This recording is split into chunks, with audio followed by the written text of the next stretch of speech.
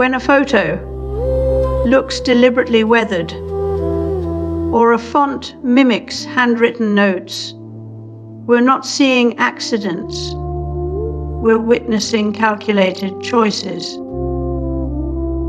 The Patina machine is at work, and it's doing more than making things look old. It's selling the illusion of authenticity in an age where everything else feels too clean, too perfect. What was once a byproduct, age turning wood brown or ink smudging on paper, is now a feature you can buy as a filter, a texture, even an algorithmic parameters. The market and consumers have learned to trust them. This isn't just about making things look nice. It's a psychological strategy, one that weaponizes the textures of memory and nostalgia to signal trust, warmth, human touch. Qualities algorithmic systems can never truly replicate on their own. The result is manufactured intimacy, a digital patina, draped over sterile interfaces like a warm cloak. But when the aesthetic becomes commercialized, it loses its meaning. You start seeing rustic fonts. This commodification of decay doesn't just flatten the past, it flattens meaning itself. The Patina machine is a mirror that reflects what we no longer know how to feel, unless, of course, someone sells us the feeling first. As Roland Barthes pointed out, signification is always built within a cultural code. So when everything looks aged, but nothing actually is, we become trapped in a loop, searching for authenticity by buying into carefully crafted illusions.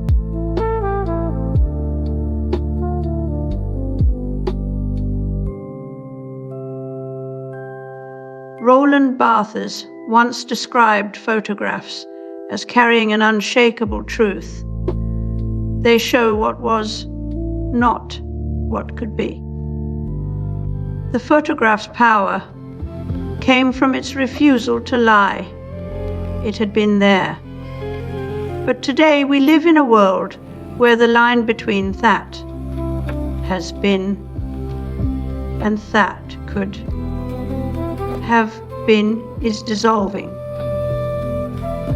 Algorithms now generate images so convincing that their authenticity is no longer guaranteed by time, memory, or light on film.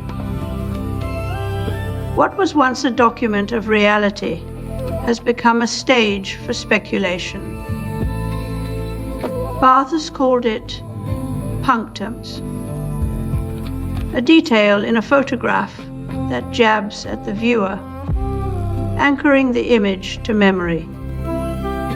The grain on film, the smudged edge of a Polaroid. These were once accidental signs of human presence and time's passage. But now AI can manufacture such details by algorithmic design. What was once raw truth has become programmable nostalgia. Instead of capturing life as it is, we are feeding machines the aesthetics of what life could have been.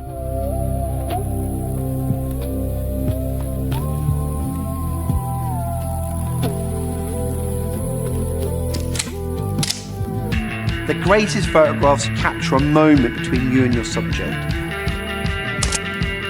I'll show you all the skills you need to make that one moment happen for you. Over my career, I photographed some pretty amazing people, from monarchs to musicians. You don't need to know King Charles or Hollywood A-listers to take great photos.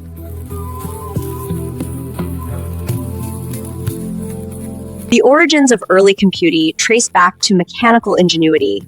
Think Babbage's analytical engine and Hollerith's tabulating machines, which laid the logical groundwork for modern computation. In the early days of digital music, MIDI sequencing promised perfect timing and flawless precision, but something felt wrong. Musicians heard the code. Machine, like perfection, as in human, even uncanny. So engineers began adding imperfections on purpose, randomized delays between notes, slight tempo wobbles, velocity variance. This was called MIDI humanization. The idea wasn't to make machines sound more like people. It was to make people trust that the technology could still feel trustworthy. In the MIDI was both a revolution and a problem. Engineers demonstrated its power with pristine sequences that played in perfect sync until they didn't. The human error we associate so strongly with music had never been more glaringly absent. So the solution wasn't to fix the technology, but to simulate the flaws. Engineers began building tools that could replicate natural playing styles, a slight delay on downbeats, randomized velocity changes, subtle pitch bends. What started as a technical fix for digital music quickly became a design pattern. The commodification of imperfection spread beyond audio into video grain filters, analog style fonts, and UI elements that mimicked paper textures and hand-drawn edges. These Ullmann touches weren't about authenticity anymore, they were about control. They trained users to trust synthetic environments by making them feel familiar. The past was no longer something we preserved. It became a tool for managing the future.